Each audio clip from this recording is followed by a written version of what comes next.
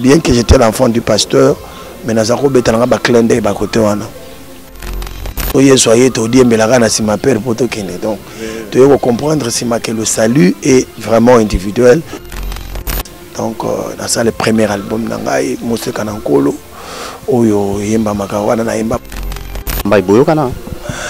Non, tu veux te poto yokana. J'étais passé à la télé pour demander pardon moi-même par rapport à ma conscience. Au moment où tout ça là, Congo Indi, tout ça là, incompréhension, nous nous sommes demandé pardon, on s'était embrassé et puis tout est parti. Majab batunyo so baleki wana te baleki wana ba o baleki na mutu na ye. Tu voyez? O nyo so baleki na mutu na ye nda bengi na majab. Biso no stoko le kape na majab te pour so to leki majab ngo yebe bana ngo. Yo divorce une fois seulement. Mutu abetela yango asumuka. Yo pour sumuki tio. Ngala ina sauce. C'est tant on bien déjà aux ali sumu na kati na parce que au concevant ngo déjà. Amis sur les téléspectateurs, Dieu me voit. Moi, je ne suis pas un divorcé. Pour le Kofi Akenda qui il n'a pas demandé. Ça veut dire qu'on a pensé à lui. On a bandal. Tu vas de côté, on a bangote. Mouta diamba nazoye bisoso ka melidi ma yokanda benda ka tizi. Aye ba dit que pile petit nangai azana kataka. Atali lobi à frère, vraiment. Ozo bateke nous on sumuka ozo simana mutu na nzambe faut José ntita kola la bandal te faut je te mona kisenso akonda kisenso aye matete ngai na lek na ye akomi Mirai Toubadi yeyo Mirai Nabino yeyo to s'abonner kaka massivement na chaîne YouTube Tina Express TV ya Mama Tina Coco.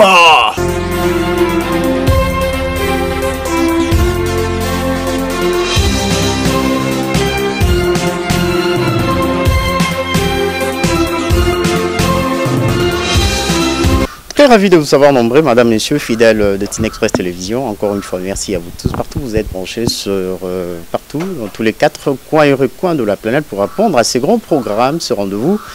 Avec votre émission que vous aimez bien, Boigna, la sagesse, Kozana, Boigna et les Kinyoso. En République démocratique du Congo, on est là dans la ville province de Kinshasa. Et comme promis l'autre fois, madame, monsieur, je vous avais promis que nous étions déjà derrière lui, c'est pas. Et aujourd'hui, on est là dans sa résidence. Il s'agit là bien sûr de notre frère, c'est un homme des dieux, il est chantre, c'est un évangéliste. Mais plus dans le chant, il s'agit là bien sûr de notre frère, le frère José Nzita. Et sans plus tarder, pour ne pas monopoliser la parole, nous allons déjà prendre l'avion pour commencer avec notre conversation, notre causerie avec notre invité encore une fois. Merci à vous tous, merci à tous nos amis depuis ceux-là qui nous suivaient toujours, aux États-Unis d'Amérique, merci beaucoup, nos amis de la Belgique, de la Grande-Bretagne, à vous tous. Merci à toute la famille de Maman Tina Ikoko, cette dame sera l'alikuna bandotone zarara pour l'amour et congolais ou l'amour ya ndekona. Et encore une fois merci à Nala qui assume de l'autre côté derrière la caméra et on est là tantôt là comme je disais. C'est parti déjà avec notre invité. Bonjour frère José Nzita. Bonjour à tout le monde, à tous les internautes, aux frères et sœurs, aux dirigeants du pays, aux pasteurs et à tout le monde, aux stars, aux musiciens et aux journalistes. Nzambe a pambola bino et c'est une bonne journée aujourd'hui. Nzambe a pesi biso souffle de vie, ça il faut pas kubosa na rien. Te réveilles le matin, komandana ko benda ko poté. Pesana nous merci na Nzambe a pesi makasi pour kopo ekota. Boïté, remercier le Seigneur à chaque fois qu'un coup la pêche autant, dit Seigneur merci parce que dans mon journée à l'élo. Ça c'est une reconnaissance et ça pousse Dieu à faire encore du bien. Quand tu dis merci à quelqu'un, aux autres pousser, voilà. Voilà, frère José Zamba Liboso, c'est pour la première fois les émissions Boigna pour Arapena, au Messana Boigna. Tout sur la réunion, on a été au DNGT. Non. Gaïba, question, ça sera bienvenue. Mon réponse à Tan, j'ai dit je ne sais pas, c'est une réponse. Ah, donc, attends, à yébité, ça rappelle réponse. C'est pas une fuite en avance. Non. Avec beaucoup de sagesse. Candidaté, ma question. Okay. Mais Koloba, question monsieur koya boye so na lobi na yebi angota na lobi je ne connais pas donc naza raison le bana yebité ils a pas réponse voilà. José Delro c'est la première fois to yambio musali nzambe ezamba liboso to yambio musala nzambe juste un petit recul au lobango déjà ébélé au lobango beta masolo et tout juste un petit recul frère José Nzita toyoka histoire na yo ozala tozali vraiment na un long parcours. Oui, un très long. Est-ce que vous résumez en gros pour nous abonner à Bisso? Non, mais parcours à Liboso, j'ai une famille chrétienne. Papa Nanga est pasteur dans la l'église. Donc, Moussala Koyemba la bandière, on a âgé à 5 ans. Je me tenais déjà devant les gens chanter comme ça. Et après, âge à 9 à 13 ans, na komo yemba na chorale, na komi dirigeant chorale Ngamoko. Et co-dirigé na âge à 27 ans, na âge à 20 ans. Oui, na côté na chorale ya ma mikolo ya église. Et après puberté, na yo kota na orchestre Mokili. La Kangonia na matete ba otalangai. Na quartier Kunda tozalaki wana, j'étais vraiment un leader kuna na yemba kuna et ça que Nkola yeko dépêcher nga suko à partir à wana. Bien que j'étais l'enfant du pasteur, mais nazako betalanga ba clende ba côté wana. Alors, connaissant que papa na bino so aza pasteur, Mkololo le goya biso to ibaka et non père le roi pasteur. So ye soyez to di mbelaka na sima père poto kende. Donc, tu dois comprendre sima que le salut est vraiment individuel. Il faut muta yamba yesu ye moko point kota lola. Tu comprends? Donc c'est ça. Et après c'est le premier album Nangaï en 1993. Donc, c'est le premier album Nangaï, Mousse Kanankolo. Oyo Yemba Makawana na Yemba Simba Makasi. Voilà, en 96, 87, c'est la Kanganga photo et puis la bande ya Malem Betilelo.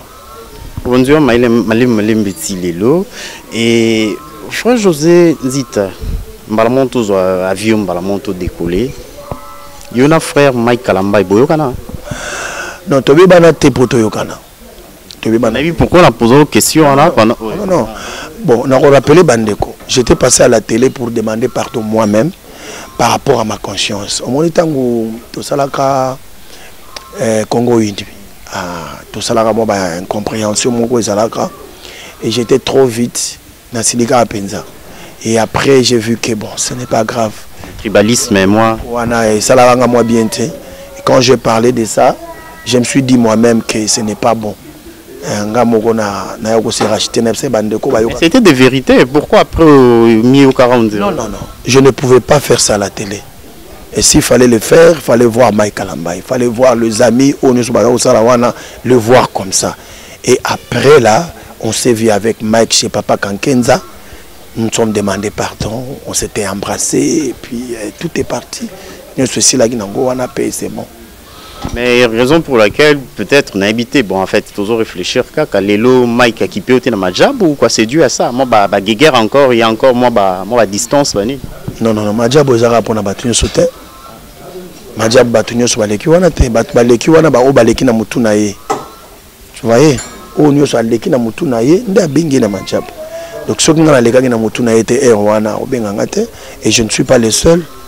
Vous voyez, il y a beaucoup, plein de gens qui quitter. Bako réclamer des nini. Bisono stoko le kapena majabute pour soto leki majabongo ebe banango.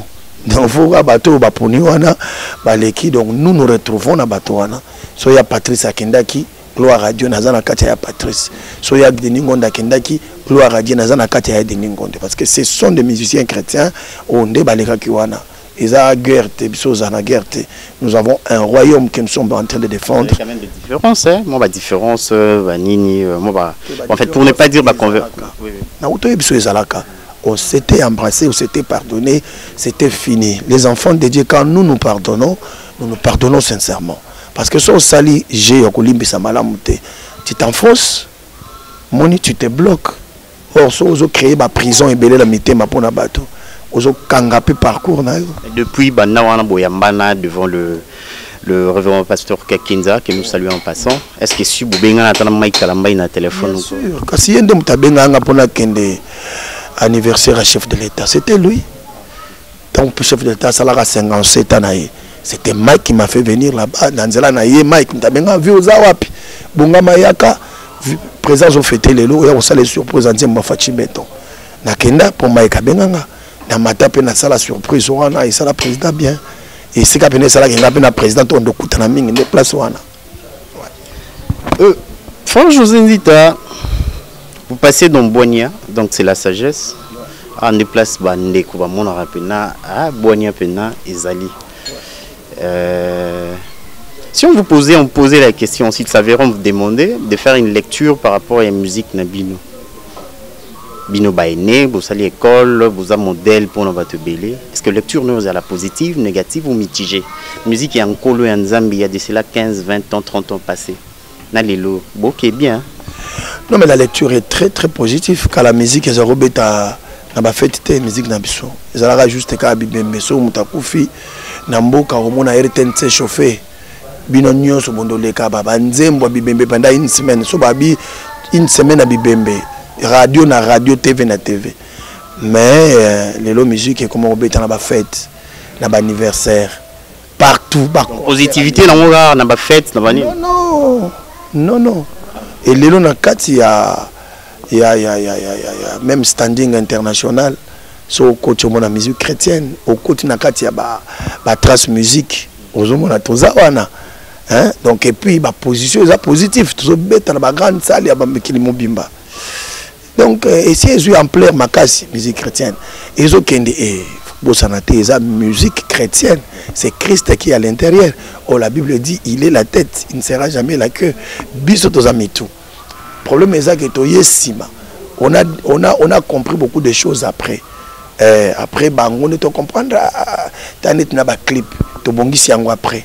Tu as un concert, tu as un après. Oui, nous reconnaissons que Bango, frère na biso musique populaire banda moi kala bazaki na mo expérience moi mingi et plus na ndenge évolution monde des okende et bakambo peso ça ni zo fungama le tout le monde dans na YouTube le tout le monde a ça ba vu dans YouTube voilà. Mais on lobby plus ce côté bon en fait ou énuméré hein mais sur le plan spirituel. Ouais. Les âmes et tout parce bien que ouais est-ce que côté on est pour boiter hein non redonnez-moi les micros. Ah, okay. Vous savez quoi yaya maloba nzambe bakakola ngote etikali parole ya nzambe. Ce sont des gens qui changent, c'est pas Dieu. Si yo changer na yo nzambe changer te. Vous comprenez? Ça diminue l'intensité par rapport aux hommes par rapport à Dieu. Mutunde soki akomi kozwa mabe makambo nzambe a transformé abebisi yango selon ye. Oh, Dieu ne change pas. Vous comprenez frère? Donc musique chrétienne eza makasi et puis maloba nzambe zo bongo la bato. Moi j'ai des témoignages. J'ai plein de témoignages. Malgré vos comportements? Non, malgré vos sextapes, malgré tout ça? Les comportements, j'ai dit c'est l'homme. Okay. Mon frère, les comportements ce sont des hommes qui se comportent bien ou mal, ce sont des hommes, pas Dieu. Et moi, je ne peux pas influencer ma foi par rapport au comportement de quelqu'un. Non. Mon toi, bébé spirituel. Non. Tout le monde a beau sextape via frère José Nzita, par exemple. Il y a une terre à Lola ndeko zomona ngoana eza sélection te. Lola eza individuel. Aïe. Muto azotala ngara zo maele. Tu n'as pas cru au Seigneur Jésus à cause de quelqu'un. Ta foi n'est pas basée sur une personne, non. Ta foi est basée à Dieu. Nzambende. Parce que les gens sont au koufi. Imaginez, tout ça, de Zangatina. So bakundi wa tu auras seul. Na kati ya cercueil ya yo moko kokota na libulu ya yo moko. Tu auras des comptes à rendre yo moko. Ça veut dire tout ça le engete de tous ensemble botoka to kende sangana te ya. To kende sangana te. Kokanisa ka tende to ala o busoka kufi wa to sangana na kufi na compte na yo. Jamais. Muta kufi la mutu na compte na ya te. Donc ça veut dire quand tu conduis bien ta vie, ozo serré pe mamnolobi malam. Et quand tu conduis très mal ta vie, ozo même sa destinée na yo moko. Voilà, donc ça veut dire bandeko ba otala ngai na beti cette mingi na ba Christo. Bon kamata kama sumu ba tout comme ba cheval de bataille na bino jamais. Mais est-ce que vous avez pété notre frère que nous saluons, le frère Michel Bakenda, Bosolola, moi conseil? Non, mais il faut na bêta na TV. Jamais. Jamais il faut na le baron na TV. C'est mon frère. Il fait la musique chrétienne comme moi. Moi j'aime que Batouba Zalamon que na moi Clémence bandeko. Yo yebi que chaque fois muto mataka akompena bangone belé. Oui bango. Quand tu fais l'ascension, sur aux akina ba démo ka ya quartier na bino bazako mekayo. Il faut mati ba komo yebo na commune. Mais attends-toi, au commune ba démo commune. Au mati qui ça mbeko moye ba yo attends. Au commune ba démo qui ça mbimba. Mais bino ba démo na ba ko kabinote ba José Nzita ba démo na ba ko kabinote. Les démons ba ko kabisote parce que tous en nzambe mais oye bango. Quelqu'un très biche seulement sur sa erreur. Ça sali méga ça sali imprudence. Au contribuer pour ni comprendre la Bible ça. C'est pas ba contribuer kaka. Comprendre la Bible zali pour batu ba contribuer kaka. Le coup là tu contribuer to souhaita ka tribiche to souhaita ka pe ko koya te. Mais problème ezali awa mutu mukola ko koya ta muso ayi bakata ko koya. Ba tentation que c'est ni. Oya kuta la tentation moko kana kite pene yeli yo palangata donc o maîtriser pété beaucoup surtout qui si o koya ki kala. Mais je vous dis la vérité bande ko ngai. Bande ko ba kansaka te il y a pas un super maître chrétien. Azate. Il n'y a pas un super maître, car un super maître moro Yesu. Oya meko meka ba ko kaite. Biso no stotikali nous dépendons de lui. Nous autres ça pas faiblesse. Je mes sentiments, j'ai mes faiblesses. Mais mon limo mo santé sungaka biso pour la gestion il y a ba sentiments na biso. Ça veut dire quand le Saint-Esprit vient ngo sali kambabino ne fait pas ça.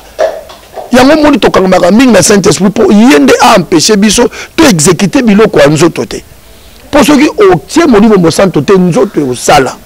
Parce que nzoto écoute na nzoto. So écoute na nzoto surtout ceux qui écoute na loko elinga mingi. Parce que le diable nous connaît. Diable a yebi ki to yembela nzambe a yebi pe ba tempérament na biso. Diable a yende chantre munene onkola bwakati. Ayeba musicien bien na zo ebisa yo.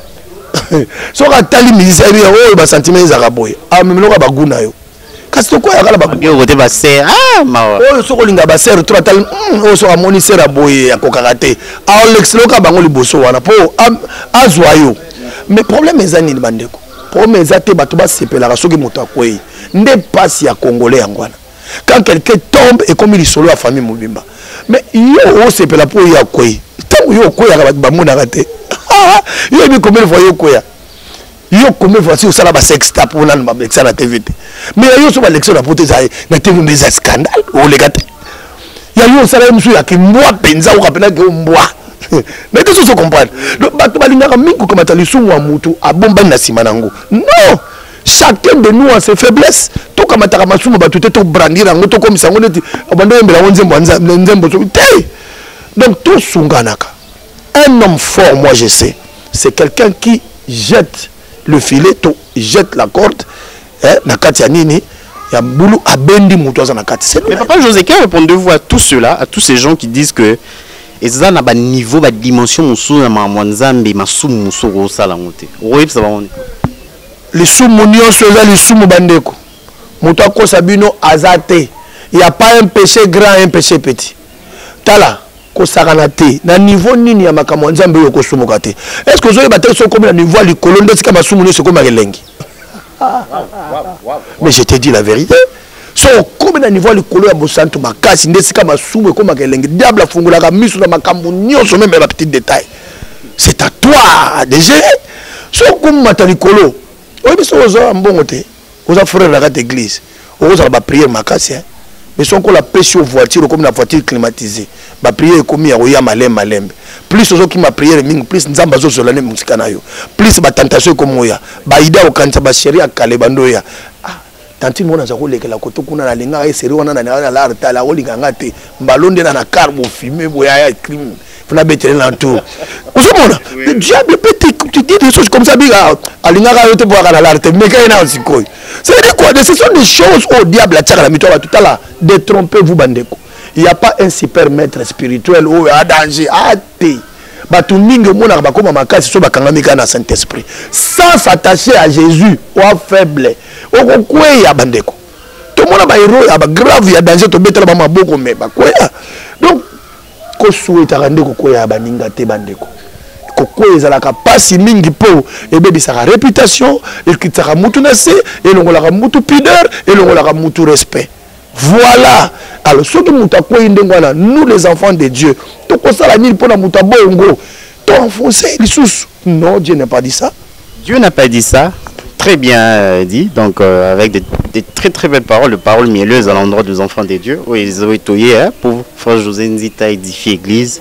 Tout cela, tout côté mis un terrain à ma casse tout tombe bien frère José Nzita tout sur l'encolo. Tout tombe ngala ngala ba tomba ngai. Ngata moto ye na ngono to tomba ngai, so na monique na ko tomba na ndimi na ngai. Parce que oui bien, kondima lisumu na ye pas bateau comme ça mutu fort. OK. Je te dis quelqu'un qui cache ses péchés ne transfère pas. Il y a eu besoin d'un problème dans l'église, monsieur Robin Sobetate. Ngai José Nzita. Te bena ebité. Wana tu peut ba pasteur monsieur bazana ba ko secret. Ba lobi ah tu vas divorcer trop. Na ngai.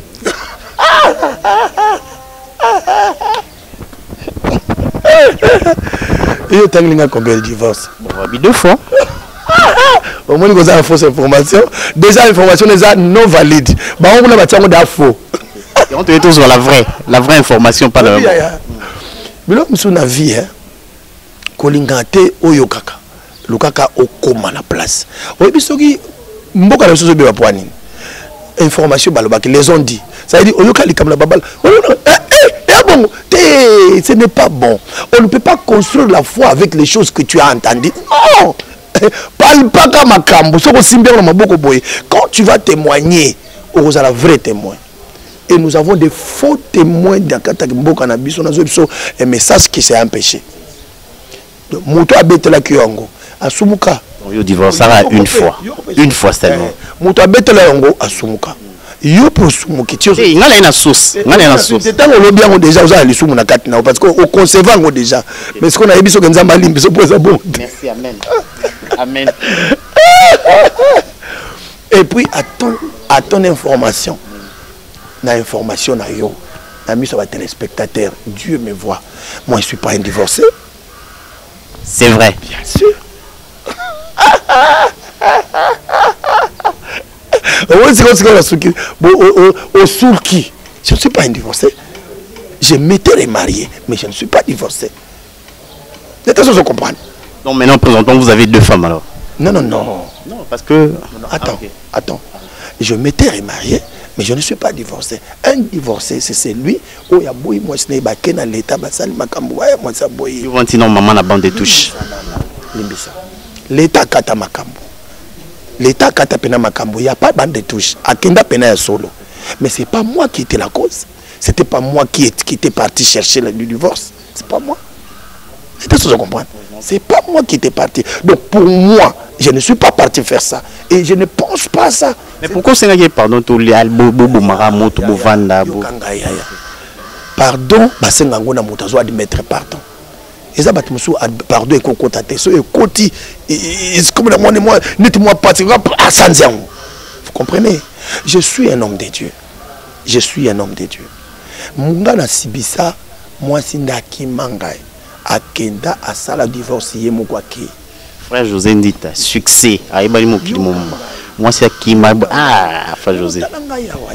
Je ne peux pas être. N'abandonner sa bateau information parce que mon bateau ils aiment écouter pour nous commenter ma bé. Mais moi je veux pas être mouton n'a pas sa bango matière à commenter. Non. Si tu veux connaître plus, na oyebi songo pembeni na TVT. Mais oui je ne suis pas un divorcé. Je suis victime de divorce. Ça veut dire na subir divorce na mouton à créer l'engango. Mais les lots, maman Moussous déjà ça, va répondre à la femme du ministère. Il n'y a pas la femme du ministère. C'est une femme que Dieu a prévue pour moi. Parce que la première n'a pas pu accomplir sa mission. C'est comme Vasti, qui n'a pas pu accomplir sa mission et Dieu m'a envoyé Esther. Amen. Esther est là aujourd'hui. Elle assume avec brio ses responsabilités. Vous comprenez très mal les choses. C'est que vous avez l'information et c'est ce qui n'est pas bon. Mingi ma okendeli felo na masumu communautaire, na bengo le péché communautaire. Ça me ya masumu ya à commenter p. Et puis commenter on dirait azala qui est nga c'est la mona mutabeti nga solo le binanga mutumo ba kata mutuka abina yebi José Nzita na mona bandal to vanda côté mona bangote mutadiamba nazo yebi soso ka melidiamba yo kanda benda ka tizi siko ayeba dit que pile petit na ngai azana kaka atali lobi ya frère vraiment ozo ba te que nous on sumuka ozo simana mutu na nzambe frère José Nzita kola la bandal te frère José mona kisenso akonda kisenso aye matete ngai na lek na ye akomi batabis ba wololemba mo il y a des gens qui cherchent des choses comme ça pour na bayebana. Alors nous ne suivons pas ces gens-là. Surtout comme on l'a kotia foi na biso kotonga foi na biso ko makambo salité wana. Toujours c'est souillé, bien frère. Même vous les journalistes, dans nos bino conseil mingi. Ba sexta pa bato et ça biloko ya publier té. S'il vous plaît bande konanga. Vous soyez sérieux mon ta publier. Ah OK. On ne peut pas faire le péché au-dessus du péché. Mais bien sûr, tu ne peux pas acclamer le péché de quelqu'un. Quand tu l'acclames, tu participes. Okay. Mais oui, il y a une référence biblique. C'est lui, oui, bien sûr. La Bible dit c'est lui qui acclame la malédiction et maudit. Mais oui. Tala, tant que vous avez mis la bozo laksawana, n'a pas publié na yo. Vous savez qu'un travail moko. Vous savez travail moko. Et quand vous flippandez le corps de quelqu'un, prenez-vous à sa place. Faites-vous comme c'était vous. Passion yo yo kawana. Zo monetika yote. Omona ke bosala ka bango mabe moko parce que c'est que zawada azo saigner spirituellement. Azo lela na kati. Ce que yo zo sala bon yo zo se pour ba vie ça nini. Non non, on peut pas manger le vu likola mitaka la ba tout c'est ça de l'argent. Oui. Non non non, les bongo moko malaki, ce sont des biens malaki. L'argent sale. Oui, oui, c'est malsain. C'est mal, c'est de bilo kwa noko sangote bandeko. Na yebite okofinga ngandengu na oloba lobi alungwa wana, c'est pas grave. Mais moi je te parle de la part du Seigneur. Ne fais pas le péché au-dessus du péché. Voilà.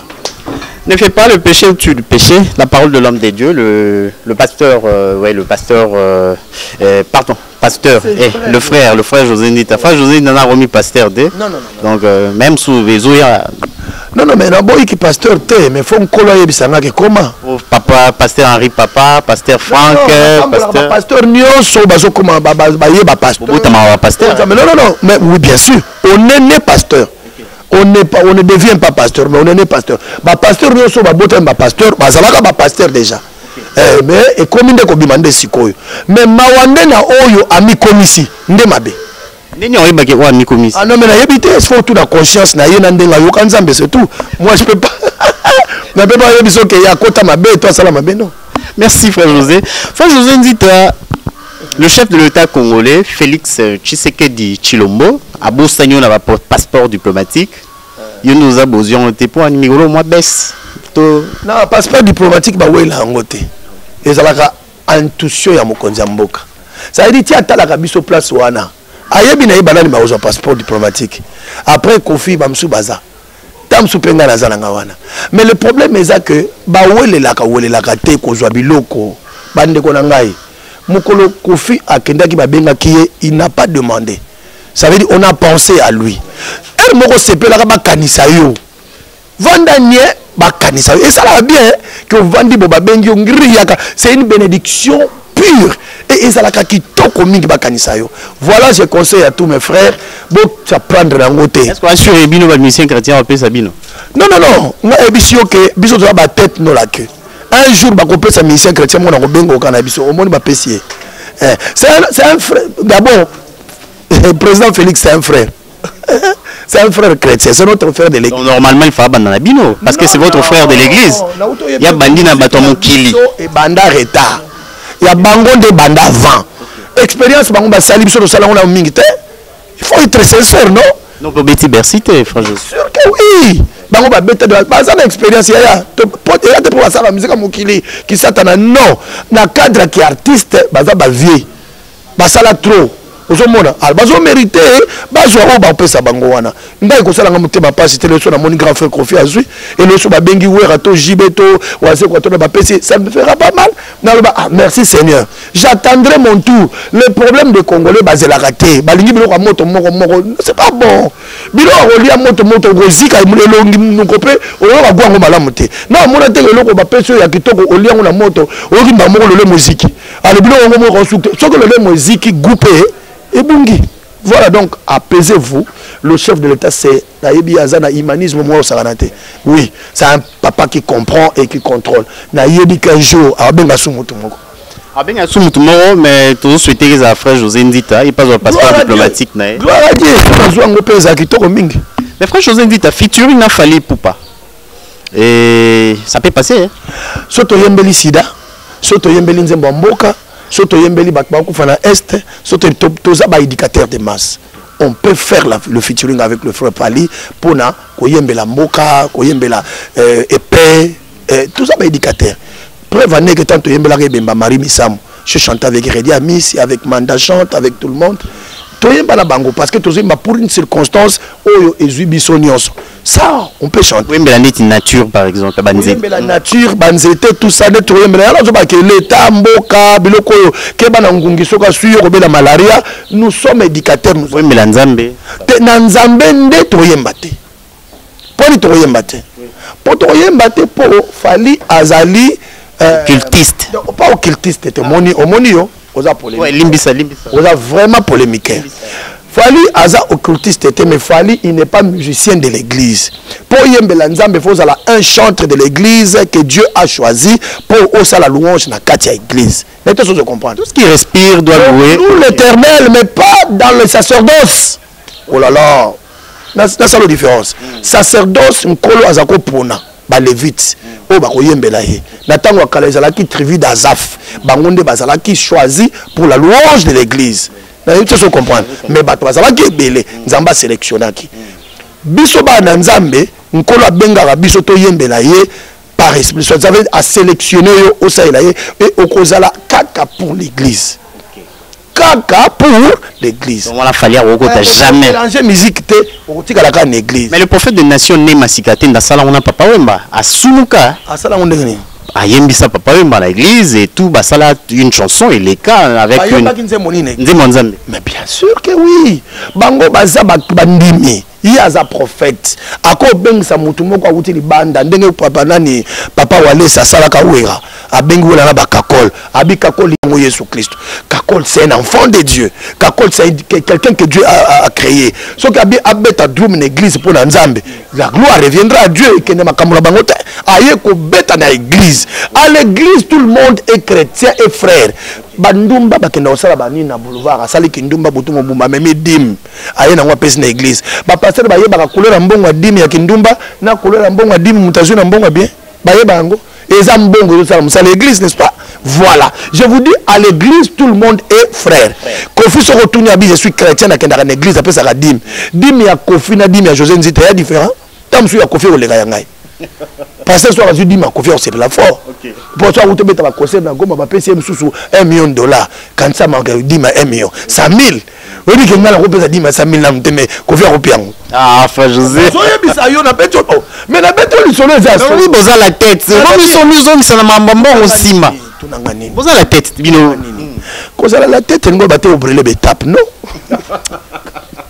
naza la tête je monte tu comprends mais au kokisanga telo na mbongo Kofi azana ngoya tata yo moko frère José tout le monde a dit pas nini on a dit Kofi azanga sur 10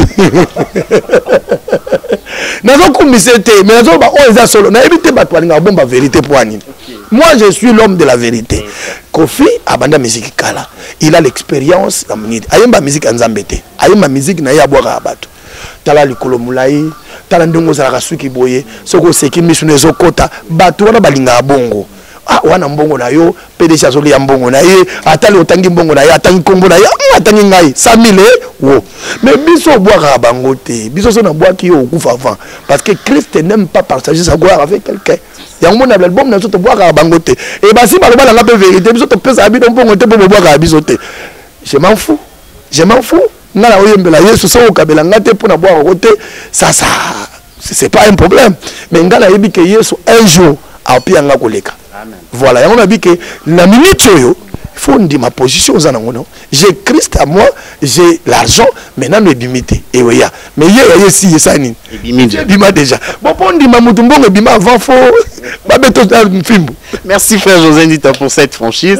Vous parlez vraiment avec votre cœur et Toron Manassou, il nous reste juste quelques minutes seulement avec cet homme des dieux, le frère José Ndita. Frère José Ndita, les loups n'engebo kinde. Babin a même on t'a chaud showman et ouais. Il y a un doit quand mais là à moi. Non mais ya non diamba bande wa bongola ngona mutu diamba ezelote ya bato mso ameli diamba otambola te alali banda tongo ti lobi ameli diamba a sala te a olimate akoluka te mais voilà ce que tina nini mais mutu ameli diamba pesi nzunzu akeduka msala. Vous comprenez? Ce n'est pas ça. Le problème c'est koyeba objectif na yo. Qu'est-ce que tu fais? Tu le fais pourquoi? Ba toi amela diamba ba yi pour amela diamba. Ngai na sa ila kanzambe. Diamba ko leka na mutu na ngate. Avant vous avez musique na côté wana. Oui, na melaka pango. Mais na belisaka ngo na melaka ngo na volonté na ngate. Ça veut dire basala nga ba baptiser nga quoi, ezaka nettement baptême. Oyo kota musique mukili boyo kinzambe lekyo mingi ale ba toxininga diamba ba moniki ya boyena ko benda te. Ba toxininga ngo loko ati. Achalinga la kopo achesuka. Mais diamba ya goût hein. Na komela nyona taya yona soko komela ngo boloko asinda. Tana omela ngo boyaki loko ati. Loko ati asinda. Donc na kokanga ne kateke za sinda. Ah tia mugubo ndenge nini. Nzoka diamba. Na mela boye bamba la mona ko sentir mutu loko inge pasuka wu. Oyebi ke ba ventile na sala jour wana na ninga loba na TVT.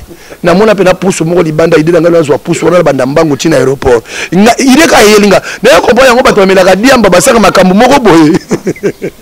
Donc ide moto na nga zo pousse oyo bando tindika ngo banda beta tout aéroport zonga.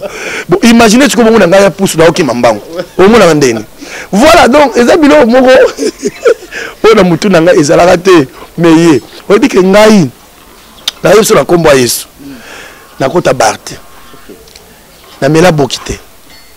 Même vous avez musicana. Na mela bokite. Banzunzu na ngai yanga moko.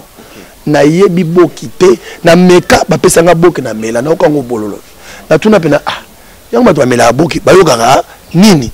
Na mela pena na forcer vers moi ekei. Ba tie sous des verres.